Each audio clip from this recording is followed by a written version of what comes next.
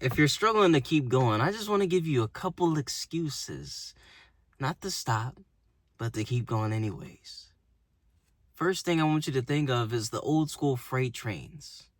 We're actually pretty similar to the freight trains, where we have to sit there and we have to shovel the coal and shovel it into the fire, and it takes a lot.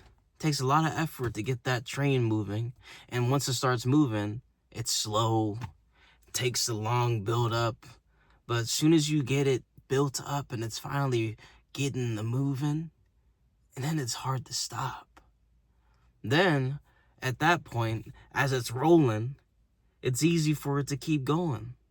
All you have to do is, a little bit of coal here, a little bit of coal there. Is nothing compared to when you started.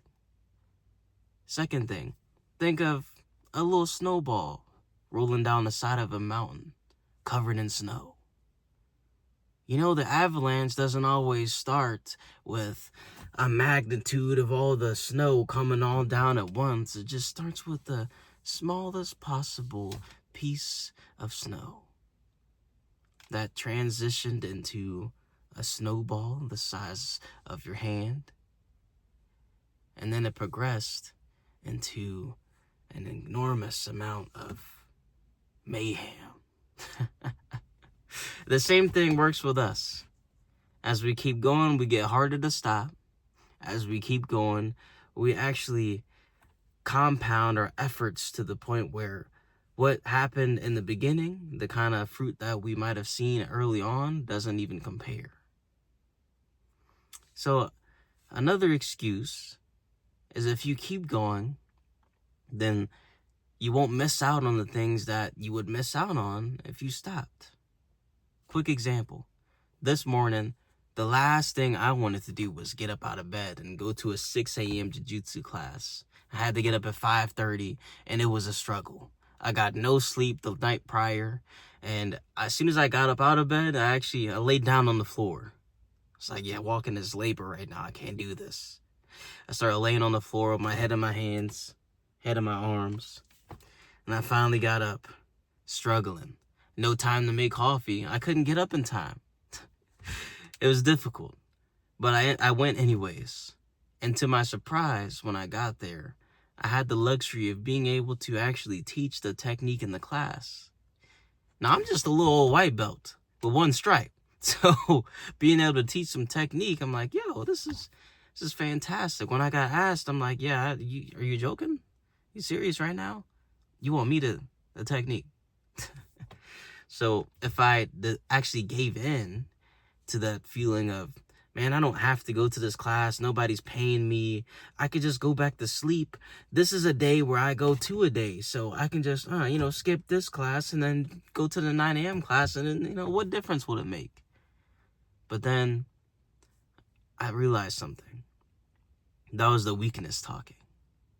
I realized that, if I can get through this moment, not only what else would I be able to get through, but I'll be able to go to sleep tonight knowing that I went out there and got after it anyways. Even though this is one of the hardest days where I really didn't want to go at all. Because I was fasted, with no sleep, nutrient deprived, and I had to go in there and roll around. Then the second thing, real quick, because if you keep going, you actually see the kind of rewards that you wouldn't see. You don't even realize the kind of rewards that are waiting for you if you keep going, especially if you're walking down that path where you're aligned with God and you're actually listening to his voice, listening for his voice, paying attention to the compass inside of you, and actually, okay, this is what I need to do, so I'm going to be obedient and I'm actually going to listen. And this is just one of the things for me that I know I need to do. So the way I train, jiu-jitsu class, 6 a.m., and then I have to lift weights in between, and I got to do some kind of cardio work. And then after that, I go back to the 9 a.m. class, and I do another jiu-jitsu class. But when I went to the gym today, it was, again, one of the last things I wanted to do. I wanted to just go home, maybe get some electrolytes, maybe take a nap, maybe just chill for a bit. But I went there, got in the sauna, started thinking about how I really don't want to be there. especially with my bicep being extra sore. I'm in pain. I could just not do this stuff.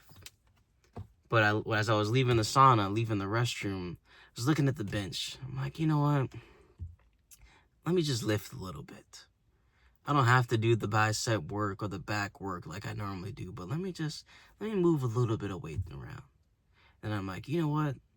I'm moving the weight around, so I might as well go live on TikTok like I said I would do anyways, because every time I'm lifting weights, it's an excuse for me to go live on TikTok. Then I did that, and before I knew it, there's actually more people in there talking. And then I was able to impact someone that came in. Whereas if I skipped the live, if I didn't go in there and I lifted, I didn't do that, then I wouldn't have been able to impact the person who came in. Or really, not even just the one person, the few people that were visiting. Because there were some people in there that actually resonated with some things that I was saying. So look at that. There's 2 different rewards right there that I wasn't expecting. When I went live, I'm like, yeah, I'm not even gonna talk. I'm gonna just be silent and just move some weights around. Whatever. But I ended up talking more on this live than almost any other live. So the ultimate point here is, if you stop, it's going to be hard to pick it back up again. And if you stop, you're going to miss out on the things that would be so impactful for you that it makes the other days that you went when you went anyways and you didn't feel like it, but you didn't see a reward, it makes all those days feel more worth it. You actually appreciate those days more. And it actually does a little something for your mindset, telling you, look, I can actually push through hard things. Like, yeah, I made it through that, one of the most difficult days possible, and look at what happened. Yeah, I may not always get a reward, like, that's actually visible, but if you actually think about it, you are getting a reward every time you do so. The reward is just happening on the inside. We are just like a plant. Whenever we plant the seeds in ourselves, whether it be lifting the weights or working on a project, honing some kind of skill, it doesn't matter. All of that is planting a kind of seed. And all of the work that the seed is doing is hardly ever seen at first. You have to let it grow its roots first, so it builds that solid foundation. It's just like when you start lifting weights and you lift really light at first. You want to get the form right. You want to focus on the technique, so whenever you get stronger, you actually can prevent injuries. You know what you're doing. It's easier for you to lift heavier because you went out of the way to build your roots. Instead of going up first, you went down first and then spread out, so you have that solid base. Now, I did say real quick, and now we got to 8 minutes. I didn't realize it, but I wanted to give you just a couple excuses just to keep going. Some kind of encouragement, because it's going to be worth it. I'm telling you. I mean, the Bible tells us, I don't know the exact verse, and I should have been more prepared for that, but this is all just off the dome. But the Bible tells us that all of our labor, there's fruit for all of our labor. Just like I've said before, and that I've heard this said before. All work works. It's either, if it's not working for you, it's going to be working in you. So don't think that it's just trivial because you don't see some kind of tangible results on the outside. It's not always about what the eyes see. And let me stop, because otherwise I'm going to keep going. Anyways, appreciate you. If you took the time to actually sit here with me when you could have been doing anything else, I greatly appreciate you. And hopefully I see you in the next video. Let's see if we can keep the streak growing instead of skipping the day and do another long form. Anyways, see you in the next video. Adios for now.